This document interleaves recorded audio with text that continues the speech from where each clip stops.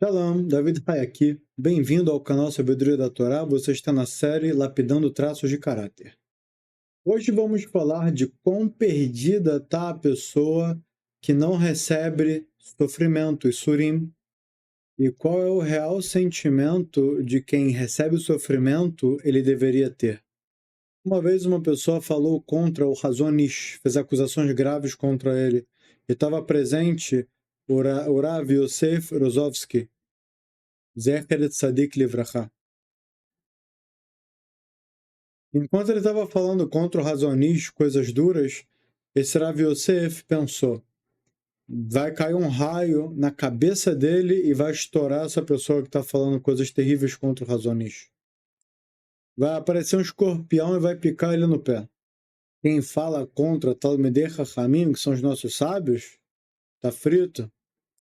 E coisas duríssimas estão escritas na Torá sobre aquele que fala mal do Talmid Chacham. Por exemplo, Korah, o que aconteceu com ele quando ele veio desmoralizar Moshe? Foi engolido pela terra e a outra metade do grupo, a outra parte do grupo dele foi queimado pelo fogo dos céus. Todo aquele que zomba os sábios da Torá não tem porção no mundo vindouro. Isso está em Sanedrin, está em Berachot. Todo aquele que desonra um sábio da Torá cai no Gehinom, no famosíssimo inferno. E quem foi o Hazon Ish? O Hazon Ish foi um dos maiores líderes rabínicos e poskei halachá, legisladores do século XX. Seu nome era Rav Avraham Yeshayahu Karelitz, nascido em 1878 e falecido em 1953. Sua influência foi gigantesca, tanto no mundo da lei judaica, que é na lei da halachá, quanto na formatação do judaísmo. É o famoso pilar do judaísmo. Ele foi um dos pilares, né, da nossa geração, mesmo que ele faleceu já tem uns 70 anos. Ele foi um dos principais que fizeram o judaísmo ser como a gente conhece hoje em dia. E ele tem um livro chamado Hazon Ish, que é o nome dele, uma coleção de livros sobre Halachá e Talmud. Ele comentou e explicou toda a Halachá, toda a lei judaica, todo o Talmud, toda a Torá oral. Na verdade, que ele ficou conhecido pelo título de Hazon Ish, porque, na verdade, esse foi a obra que ele escreveu. Então, ele foi chamado, no final das contas, pela obra que ele escreveu.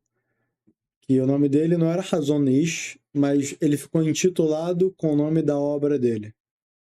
Hazon Ish escreveu sobre todos os principais temas da lei judaica, com profundidade, mesmo sem nunca ocupar uma posição oficial como Rav de uma cidade ou yeshivá. Então era o tipo do Rav que não estava procurando honra, ele estava só fazendo o papel de judeu, que é Leit Kadesh, ser sagrado, se dedicar a entender toda a Torá. E no final das contas ele escreveu a obra dele explicando a Torá. E ele foi tido como esse grande pilar que hoje em dia a gente tem, por conta de ser quem ele foi, sem busca de honrarias. Então, depois da gente ter entendido um pouquinhozinho de quem foi o Hazon Ish, a gente começa a entender a gravidade daquele que falou mal do Hazon Ish e do outro grande sábio que ele presenciou, esse falando mal do Hazon Ish. E ele tinha certeza que ia acontecer algo gravíssimo. Mas calma, se está escrito coisas tão fortes contra quem desmoraliza um sábio da Torá, por que na prática não aconteceu nada? E aparentemente não aconteceu nada com ele. Continuou andando bem, continuou recebendo o dinheiro dele, saúde dele impecável. Então, como é que vai funcionar isso? Então, quando Rabi Yosef, ele viu isso acontecer, que essa pessoa saiu bem, ele perguntou, foi pro Hazon Ish, falar, olha, aconteceu isso daqui, aquela pessoa veio e falou lachonará de você, falou maledicência, falou difamação, e como é que não aconteceu nada com ele, o senhor pode me explicar? E a resposta do Hazon Ish é o motivo de eu ter feito esse estudo. Essa resposta aqui É o famoso racha-crânio, que é como eu gosto de falar. É algo que mind-blowing, explode a tua cabeça, você sai de si, de tão forte que é e de tão... Dá pra gente a realidade, dá pra gente o que realmente é, como é que funciona a realidade. Fala o Razonish, você sabe quantos méritos uma pessoa precisa ter no Shamaim, lá no céu, no tribunal celestial, a intenção, para receber sofrimentos nesse mundo? Se você vê que alguém falou contra um sábio, cometeu uma transgressão e ele recebeu a punição por isso, saiba, essa é uma pessoa grande.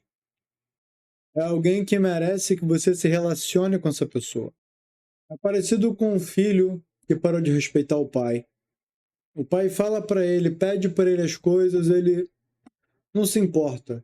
Ele faz o que ele acha certo, ele toma as decisões dele sem consultar o pai. O pai sabe que se ele vier falar com o filho para tentar corrigir, o filho não vai escutar. Então, pela Torá, se é esse o caso, que não vão escutar o que você vem para falar para consertar a pessoa, então não é para você falar.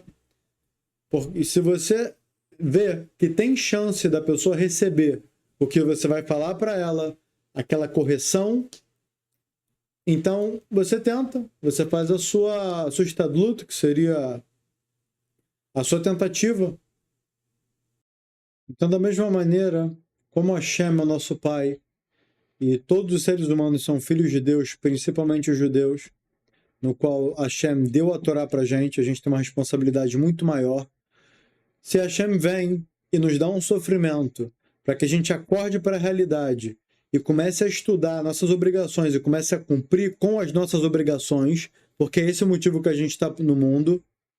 E, infelizmente, pessoas que elas não ligam para isso e elas começam a culpar acaso, falar por que o carro quebrou? Ah, porque tava velho, ou porque eu passei no buraco. Por que ficou doente? Porque dormiu no ar-condicionado, ou porque pegou um pouco de chuva.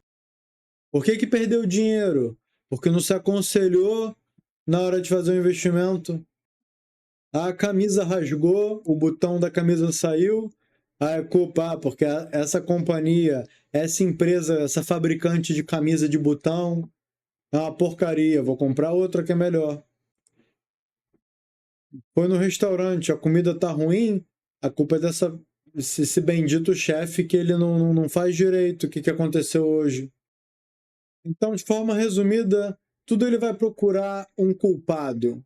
Ele nunca vai ver que é a Hashem que está dando para ele um despertar, para ele entender o que ele está fazendo de errado, porque a Hashem se comunica através do local onde está acontecendo o pgam, o erro. Então, se o problema é financeiro, a pessoa acaba que ela vai entender que alguma coisa relacionada à lei sobre o dinheiro é onde ela tem algum problema, algo que ela tem que consertar. Quem mandou foi a Hashem.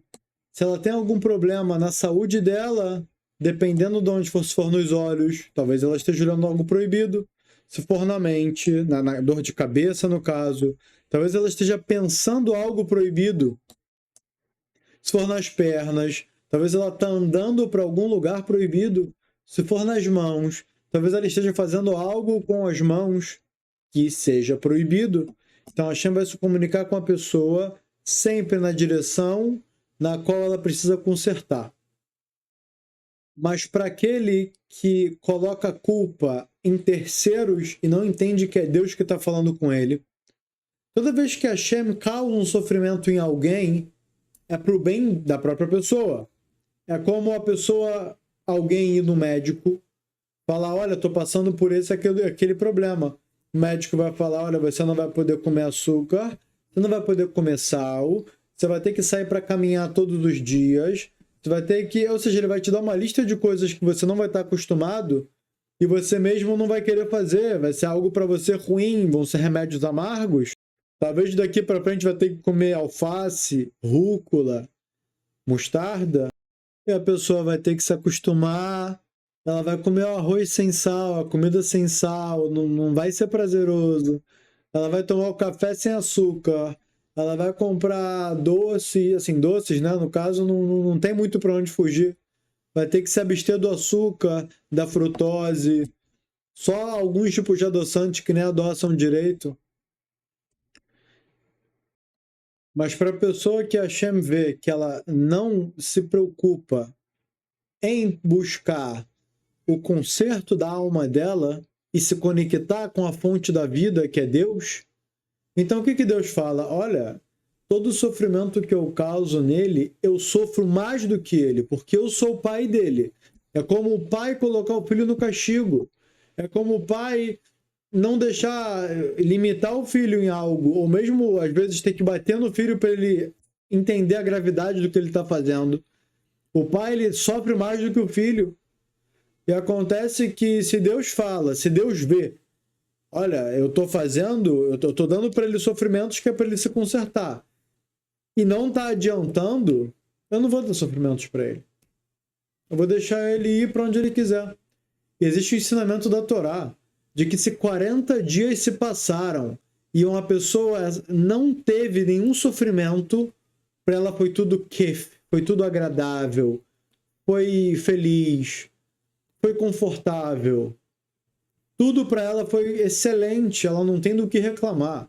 Ela ganhou dinheiro no investimento, a empresa dela lucrou, o trabalho dela deu dinheiro também, ela ganhou dinheiro de fontes diferentes.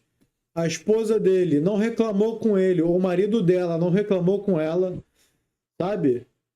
Os filhos não fizeram nada que irritaram ele. Ou seja, olha, um dia, tudo bem. No outro dia, melhor ainda. No outro dia, olha, ele tá nas nuvens, entre aspas, né? Porque os bens materiais não trazem a felicidade interna. Porque a completitude interna, ela só vem da nossa conexão com o divino. Quando a gente se preenche de santidade, quando a gente está fazendo a vontade de Deus, que através disso a gente se preenche de santidade e de verdade.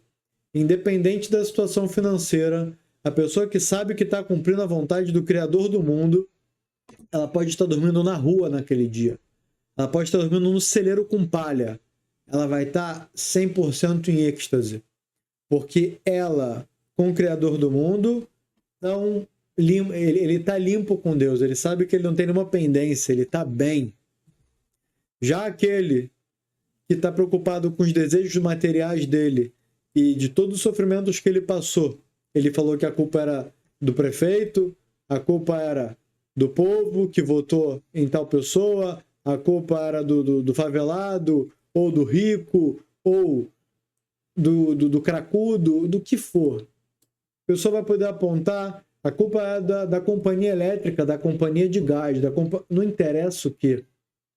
A culpa é dos pais que criaram ele assim. A culpa foi do local que ele nasceu, foi dos amigos que ele teve, foi da família que ele teve. Tudo isso, ele tem que chegar na fonte, na origem. Qual que é a origem? Deus deu pra gente esse tipo de desafio. Não foi à toa. Qual que é a prova de que Hashem, sim, se importa, mesmo com não-judeus que não são povo escolhido? Bilam. Bilam, ele decidiu ir amaldiçoar o povo judeu, e Deus mandou para ele, está escrito, um malar de Rahamim, um anjo de misericórdia, que tentou parar ele.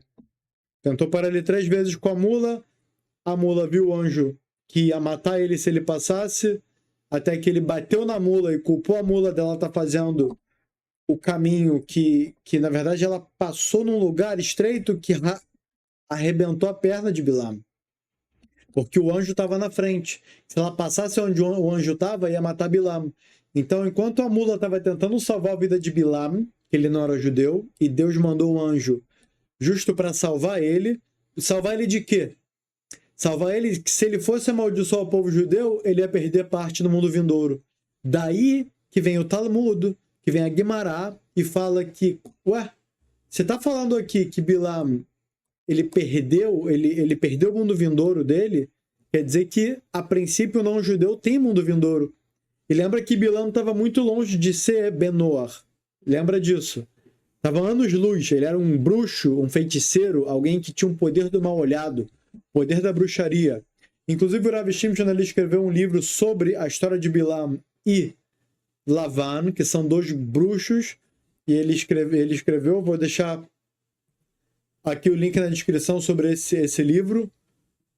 Vale muito a pena, de acordo com o filtro que o Rav Shimshon fez e a coletânea de informações e a facilidade de estudar e entender assuntos da Guimará, algo tão complexo. Olha, é realmente um presente que o Rav Shimshon deixou pra gente, pelo preço que a gente, que realmente isso tá R$40. É um presente pelo nível de conteúdo que isso vem trazer. Não só esse, como todos os livros do Rav Shimshon. Então daqui a gente aprende, nesse momento que, na verdade, a mula passou no canto para não passar no anjo e não matar Bilam, arrastou a perna dele. E qual que foi a reação dele? Bater na mula. Ele foi justo e bateu. Ao invés dele pensar, será que Deus está me mandando um sinal? Ele na hora culpou a mula, ele falou, a culpa é da mula. Ela que resolveu passar no lugar estreito e no final me machucou. Daqui a gente também vê. E no final o Bilam perdeu a parte no mundo vindouro dele, sim. Por ele ter ido amaldiçoar e fazer tudo que era sabido por ele, que era contra a vontade de Deus. Esse não é o tema do nosso estudo. Eu não sei se já gravei um vídeo sobre isso, mas em algum momento a gente vai gravar falando dessa história na íntegra. E ainda tem aqueles que fazem o que a Torá proíbe. Ele fala, 5 vezes eu ganhei na loteria. Olha como é que o sistema de recompensa e punição ele não funciona. Olha como é mentira tudo isso daí, que quem cumpre as mitzvot, os mandamentos divinos, ele que vai ter bênçãos, etc. Isso é justo a prova daquele que não se importa. Hashem paga para ele nesse mundo. Meshalem lesonai ele panav leavidó. Meshalem paga ele sonai para o meu inimigo, aquele que não está preocupado, aquele que é como o filho rebelde. O pai manda, o pai fala o que é correto, o filho faz o que quer. Então ele é o quê? Ele é um odiado por Deus. Hashem não gosta dele. Meshalem ele sonai e paga para quem eu odeio, Deus falando, ele sonai, ele panav, perante sua cara, leavidó, para exterminá-lo, para acabar com ele. É um conceito muito duro, muito pesado, mas qual que é a maneira? Tudo que ele fez que foi bom para os outros, qualquer mitzvah, qualquer mandamento que ele fez, mesmo que sem querer, ele vai ser pago nesse mundo. Ele vai ter o cargo melhor de todos, ele vai ter o salário, como a gente falou anteriormente, o dinheiro dele vai voar, tudo para ele vai estar 100%, ele vai ter a mulher que ele quer, ele vai ter quantos filhos ele quiser, se ele não quiser ter filho, ele não vai ter. Ele vai ter o sucesso que pode ser cantor, pode ser ator, pode ser famoso no geral, pode ser político, pode ser um cargo assim que ele vai ter o auge. Eu não digo que todos que têm cargo elevado estão enquadrados, não estão classificados nisso, não foi isso que eu disse. Mas aquele que tem sucesso completo e ele fala, olha, o sistema de punição e recompensa está quebrado, então o mundo não pertence a nenhum rei, o mundo ele está à revelia. Como o Rebbe Nachman diz, En Yeush Baolam Klal. Não existe Yeush. O que é o Yeush?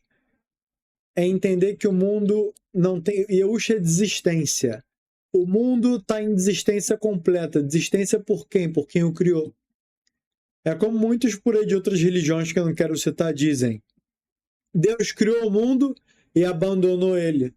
Abandonou. Esse mundo aqui é um grande abandono. Porque o sistema de recompensa e punição não funciona. É muito simples. Ele só não funciona porque se funcionasse, não existiria livre-arbítrio. Imagina que alguém que entra para um lugar e faz idolatria, se ajoelha para uma estátua, anuncia que um homem é Deus, na hora, caísse um raio, explodisse ele, Um judeu que ele descumprisse o Shabat, a terra abria e ele caía dentro do buraco. Ou um Ben Noah, que ele roube, que ele venha cometer um ato de enganação, naquele momento ali ele tem um ataque cardíaco e morre, fica claro, cadê o livre-arbítrio? Todo mundo entende o que tem valor, todo mundo vai respeitar a ordem. Mas a partir do momento onde não existe essa punição instantânea, então só quem tem a fé verdadeira e o entendimento completo vai fazer, mesmo quando ele não receber punição, o correto. E é legal que o Rav Zamir Cohen, ele chega num kenes, numa reunião dos maiores educadores de Israel, e ele pergunta para eles, o que é educação? Ninguém consegue responder. Ninguém consegue. O que é uma criança educada? Só respostas que não têm sentido. No final ele disse, uma criança educada é aquela que ela vai fazer o que é correto quando o pai não estiver olhando. Simples. É igualzinho no sistema que Deus e os seres humanos. É como o pai e os filhos. Quando seu filho estiver num lugar X e você ensinou para ele não roubar, e ele tiver a oportunidade de ele não roubar, saiba que você educou o seu filho. Essa foi a educação, foi o exemplo que você deu. Ele viu você trabalhando duro 12 horas, 15 horas por dia para que vocês tivessem o conforto da casa, ou mesmo o mínimo, cada um com a sua realidade. Mas roubar? Nunca. Proibição da Torá. Judeu ou não judeu. Ele aprendeu disso e virou um exemplo para a vida dele e ele tomou isso como um pilar da vida. Não só porque você falou, porque você agiu, porque você foi o exemplo. Então, dali para frente, seu filho estando em situações adversas, tendo essa oportunidade e ele se segurando, quer dizer o quê? Que você, com seu papel de educador, passou. Você mandou bem. Seu filho está no caminho correto pelo seu esforço. E nós, vivendo nesse mundo, onde os nossos sábios explicam que é como um lugar que a pessoa só vai tentando sentir, apalpar, só que ver ela não consegue ver nada. Então, ela não sabe o que ela está bebendo, se é água limpa ou água suja. Se o que ela está pegando para comer é algo bom ou algo que vai deixar ela doente. Ela não consegue enxergar. É esse o mundo que a gente está hoje em dia. Não tem luz. Então a gente vai se agarrar por onde? Pela Torá, pelas leis. Então para aquele que não tem sofrimento, para ele está tudo bom, está tudo bem, essa é a situação onde a pessoa mais deve tremer, temer, se apavorar. Ela está no filme de terror. Por quê? Porque acabando a vida dela, ela não tem continuação. Aquele que sofre nesse mundo, no mundo vindouro, ele tem eternidade. Não todos que sofrem, né? A gente ainda vai explicar, aprofundar um pouco mais. Só que aquele que ele está fazendo o correto, ele entendeu o que é o certo e está difícil para ele, ele deve saber que esse sofrimento é para aproximar ele de Hashem. Aquilo está sendo para limpar os pecados, as coisas ruins que ele fez. Mas esse sofrimento, ele só termina quando a pessoa entende que a origem dele é de Deus. E não culpa terceiros. Porque quando a pessoa culpa terceiros, ela recebe um castigo ainda maior. O que ela merecia sofrer uma vez, ela sofre 2, 3, 4, 5. Porém, quando ela reconhece que o problema é ela, que a culpa é dela, que foi pelos erros dela, e ela recebe sobre si consertar os seus caminhos, e todo o sofrimento que ela recebe, ela entende que aquilo é para o bem dela, e ela agradece a Deus e recebe Be'ahavá. Ela recebe com amor os sofrimentos dela, os decretos amargos dela. Então, ela está no caminho certo, ela está fazendo o conserto, e dali para frente os sofrimentos dela vão cada vez diminuir.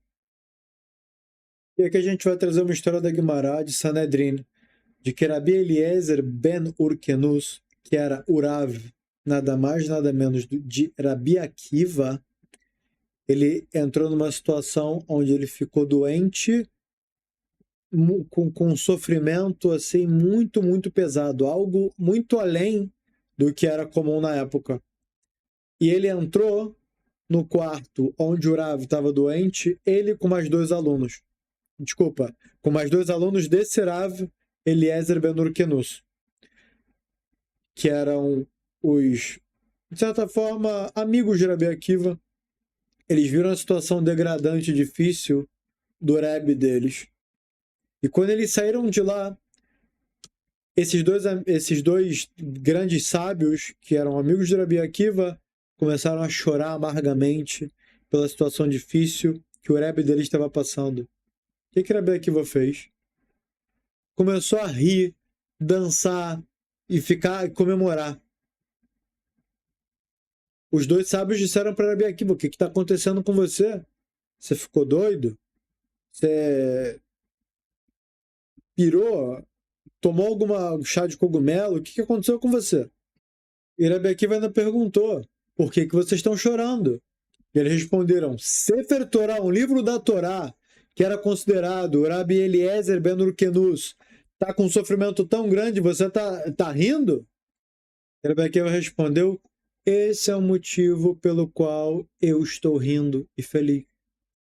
E Rabi Akiva respondeu: até hoje eu estava desesperado, estava apreensivo, porque eu estou vendo o Gadolador, o líder da geração, o maior de todos, que o seu vinho não se estraga, sua plantação não se estraga, seu linho não apodrece, tudo com ele tá bom, tá maravilhoso, a vida dele é perfeita, ninguém consegue ver nada de errado, nada de ruim. Então eu suspeitei, podia ser que o Rabi Eliezer Agadol, ele tivesse recebido toda a sua recompensa nesse mundo, enquanto está vivo, e não no mundo dos mortos, no Lamabá, no próximo mundo. Se a pessoa recebe tudo de bom aqui, sobra o que depois? Não sobra nada. Agora que eu tô vendo que ele tá doente, com febre, uma situação difícil de sofrimento grave, ai, graças a Deus, ó, que felicidade que me preenche, porque agora eu consigo saber de maneira absoluta de que ele tem parte no mundo vindouro. E isso é o principal. Não é viver 80, 100 anos aqui. É viver lá eternamente conectado com o nosso Pai dos céus. O que aconteceu? Tá tudo tranquilo? Tá tudo bem? Não tá acontecendo nada de ruim?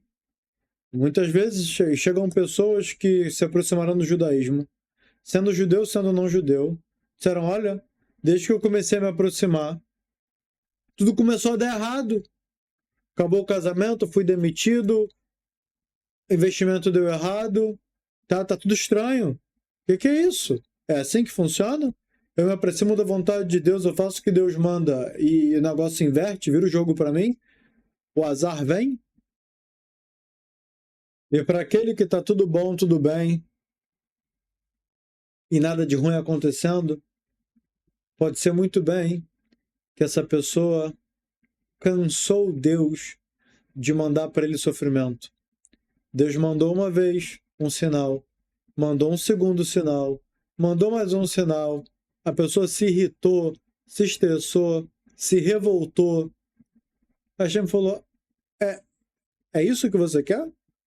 Então é isso que você vai ter. O que eu vou fazer? Eu vou continuar te mandando sinal só para te causar sofrimento e me causar sofrimento, que Deus sofre mais do que a pessoa quando ele manda sofrimento? Ele fala: bom, vive a sua vida aqui então. O que eu vou fazer? Então o que é pra gente fazer, nós meros mortais? É pra gente rezar por sofrimento? Não, longe disso. A gente está muito longe desse nível. Agora, se aparecem sofrimentos, dificuldades, coisas desprazerosas, aproveita eles para fazer o seu serviço divino. Agradecer ao seu Pai dos Céus que ele está te mandando algo que poderia ser ainda muito pior. Aquilo é para o seu bem. Você não entende o porquê, mas não tem problema. Você tem a sua fé, você tem a sua emunidade que está nas mãos de quem está no controle, de quem sabe como liderar, de quem sabe como conduzir. Vamos colocar uma suposição Uma pessoa está no seu dia normal. E aí ele chegou em casa triste. A esposa dele perguntou, por que você está assim triste? Ele falou, quebrou a marcha do carro, agora eu vou ter que gastar 10 mil reais para consertar a marcha. Triste. Aí ele ainda fala com a esposa dele, olha, ontem eu tinha recebido sobre mim de fazer reza todos os dias. E você vê o que está acontecendo, né? E você vê que também você, né, minha esposa, começou a se vestir com mais tseniut, com mais recato, colocou roupa até depois do cotovelo, sai até depois do joelho, já começou a se vestir com recato.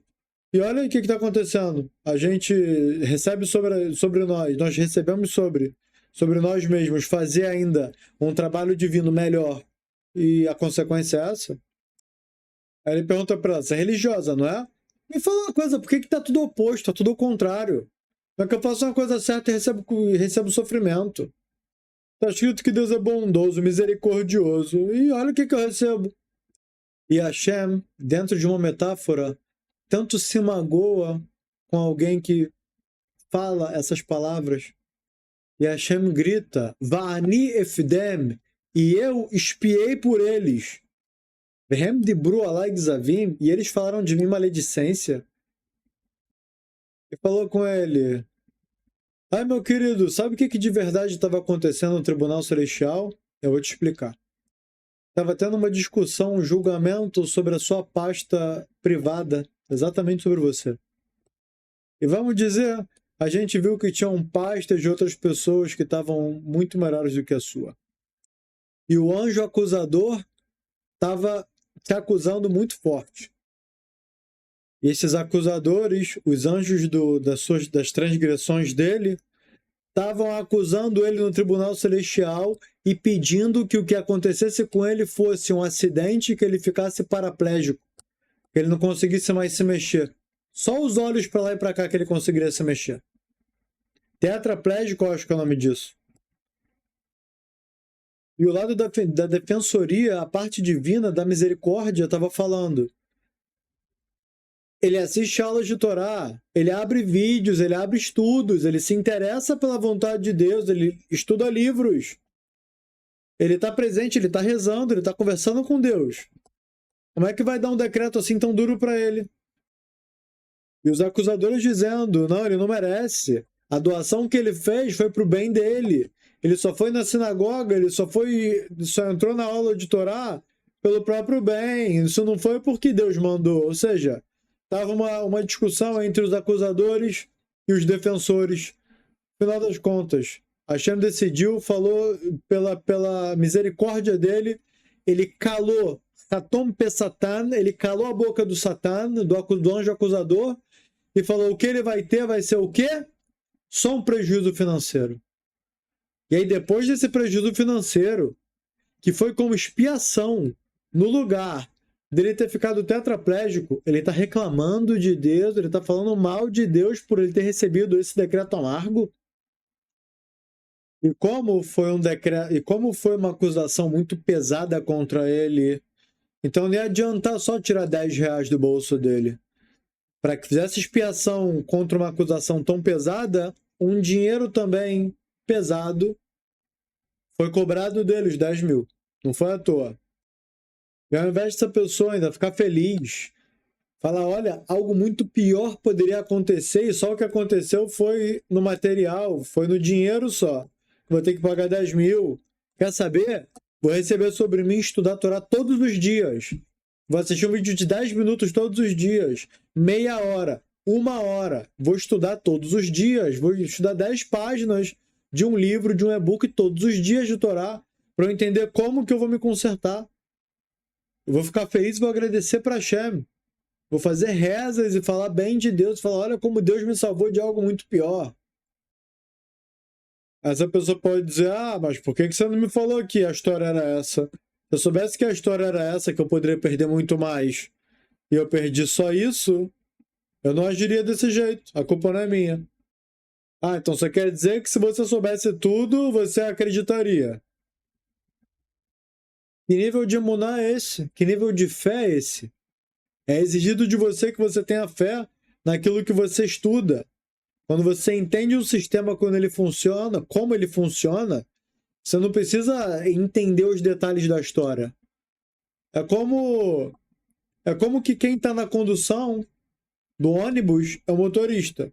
Você não vai agora ficar desesperado a cada curva, a cada situação do trânsito, levantar e começar a aconselhar o motorista. Não, mas por que você fez isso? Por que você fez essa curva assim? Por que você foi nessa velocidade? Ah, porque aconteceu isso e aquilo. Você senta no seu lugar quietinho. Você sabe que o cara sabe dirigir. Sabe que ele vai te levar no seu destino, assim como todos os dias ele te leva no seu destino. Não vai ser agora que ele vai errar o caminho ou fazer algo que não tem a ver. Certo? Então, se o motorista do ônibus a gente senta no banco de trás e fica tranquilo que a gente sabe que ele não vai errar o caminho, que ele não vai enfiar o ônibus no poste, porque ele está acostumado a dirigir há 20 anos, não vai ser com Deus que a gente vai suspeitar, né?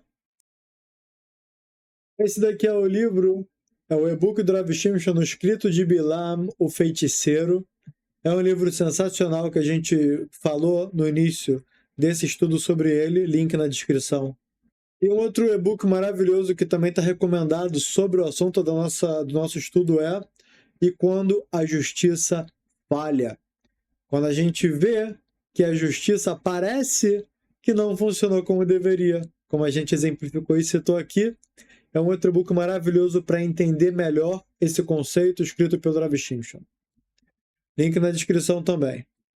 Eu vou deixar para vocês aqui 2 playlists para vocês seguirem, assistirem, que vai ser Lapidando Traços de Caráter e Maratona Porção Semanal. Fiquem com Deus e nos vemos no próximo estudo.